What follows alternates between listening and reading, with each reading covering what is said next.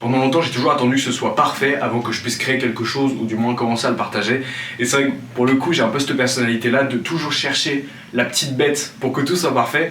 Mais c'est vrai que des fois, j'allais chercher un peu plus loin que je le devais vraiment. En fait, j'attendais que ce soit prêt, que ce soit bien, que ça me paraisse bien, que même les autres...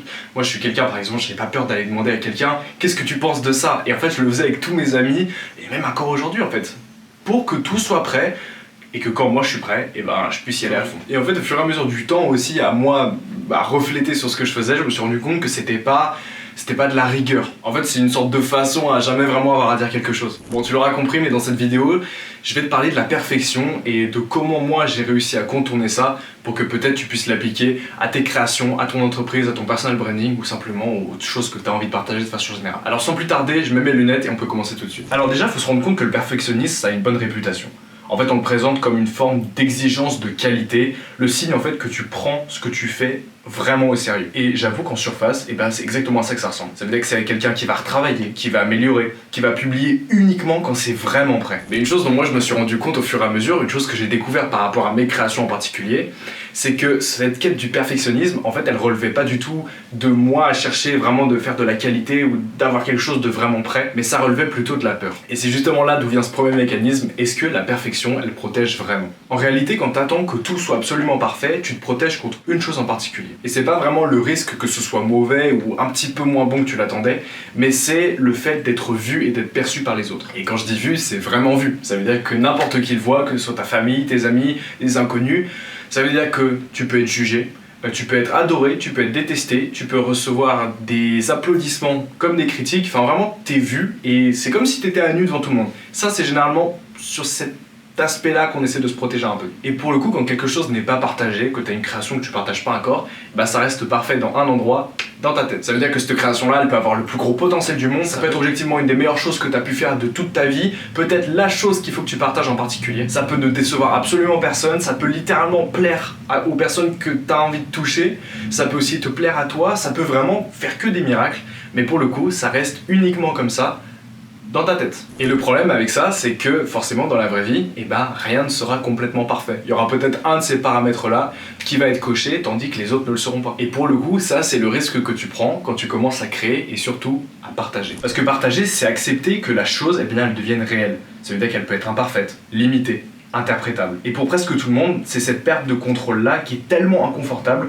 qu'on préfère continuer à réfléchir et à perfectionner indéfiniment, pas pour que ce soit meilleur, mais pour simplement pas avoir à lâcher. Maintenant, en termes de deuxième mécanisme, il y a le paradoxe de la voix, à voix avec un X. Vraiment, cette voix limite ce ton, cette façon d'apporter les choses, cette façon de les raconter, qu'on va surtout retrouver dans tes créations et ta façon de faire les choses. Et en fait, je vais te dire quelque chose, c'est que moi, on me dit souvent que je suis quelqu'un qui arrive à bien m'exprimer, enfin la preuve, là, je parle à personne, entre guillemets, j'ai ma caméra, et c'est comme si je parlais à un ami, comme si je te connais en fait. Et ça, cette chose-là, les gens me disent « Waouh, c'est super cool, comment t'as fait ?»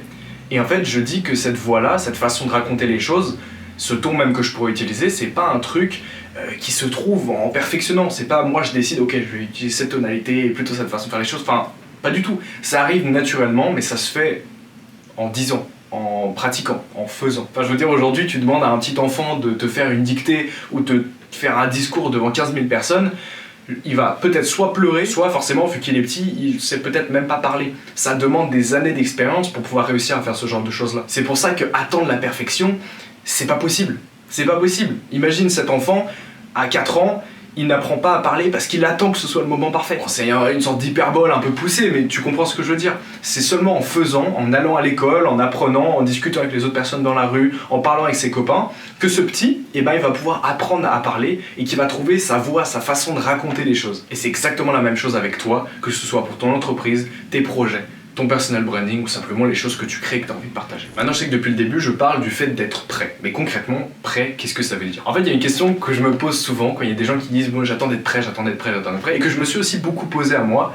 Quand j'attendais d'être vraiment, justement prêt, je me disais « Prêt, mais par rapport à quoi ?» Parce que généralement, c'était être prêt par rapport à une sorte de standard que je me mettais. Prêt pour me dire, quand je vais poster cette chose-là, ça va avoir tel résultat. En fait, prêt par rapport à cette version un peu imaginaire que je me suis fait du scénario un peu rêvé. Mais je vais te dire, ces choses-là, elles sont jamais complètement atteintes, surtout avec une chose et en attendant d'être prêt. Parce qu'en fait, ça va bouger. Des fois, tu vas t'en rapprocher, des fois, tu vas reculer. Il va y avoir peut-être une création ou un partage qui va te rapprocher et un autre qui va peut-être moins bien marcher. D'un coup, tu te dis, purée, je suis en train de m'éloigner. Enfin, pour te dire, il n'y a jamais vraiment de moment où tu seras prêt. La seule chose qui peut vraiment être prête, le moment où justement tu te sens prêt, c'est quand ça vient d'un endroit sincère. C'est quand ça vient d'une volonté de dire les choses, même quand c'est imparfait.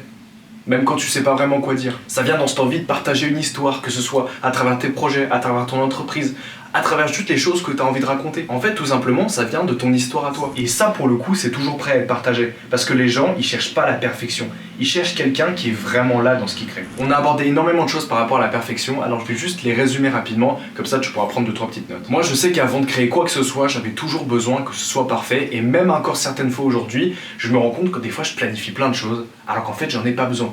Juste cette envie de créer, elle est suffisante. En fait, la réalité derrière tout ça, c'est qu'on n'a jamais quelque chose à dire tant qu'on n'a pas commencé à essayer de le dire. Parce que pour le coup, le sens, il précède absolument pas la création. Ce sens-là, il va émerger à travers la création. Et je peux te le dire, dans n'importe quel domaine de la vie, d'ailleurs, c'est comme ça, mais n'importe quel niveau de préparation ne remplacera jamais le simple fait de commencer à apprendre ou de commencer à t'y mettre et d'enclencher le pas. Alors si toi tu te reconnais dans ce que je dis, que ce soit pour tes projets, ton entreprise, que tu as quelque chose que tu as envie de mettre en place depuis quelques temps et que tu te vois en train de la retravailler, peut-être que c'est la première publication pour ton entreprise, peut-être que c'est la première publication pour ta personal brand et que tu as envie de faire un grand départ et que tu te vois retravailler, réfléchir au hook, réfléchir au visuel, réfléchir à ce que tout soit parfait au niveau du timing, de la musique, de l'envie aussi que tu mets, des sous-titres. Eh bien je vais te dire une chose, la seule question que tu dois te poser, c'est pas est-ce que c'est prêt à être partagé et même est-ce que je suis prêt, mais bien est-ce que ça vient vraiment de toi. Parce que si ça vient simplement de cette envie de créer et cette envie de partager, je peux te garantir que l'intention même, c'est celle-ci qui va t'emmener à te rapprocher de ces objectifs que tu te fixes pour toi, tes projets, ton personal branding,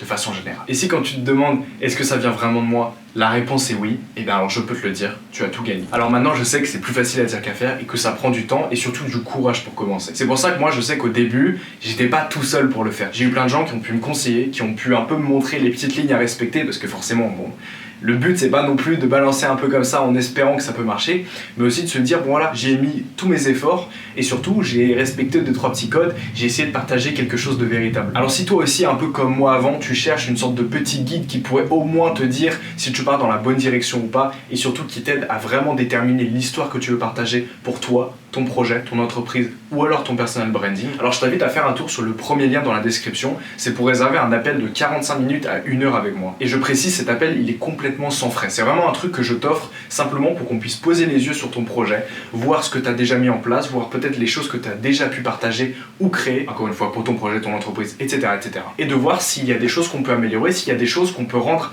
encore plus véritables et encore plus vraies par rapport à ce que toi tu as envie de partager, pour vraiment déterminer cette histoire, qu'elle soit narrative et visuelle et surtout qu'on puisse toucher forcément les bonnes personnes qui résonnent avec ce projet-là. Alors si ça t'intéresse, comme je t'ai dit, il y a le premier lien dans la description pour réserver ce petit appel et en dessous tu verras mes différents réseaux si tu as envie de regarder ce que je peux faire à gauche à droite. En tout cas voilà, c'est la fin de cette vidéo, j'espère que tu as pu apprendre énormément de choses. C'était Andrea et on se retrouvera très bientôt pour une prochaine vidéo.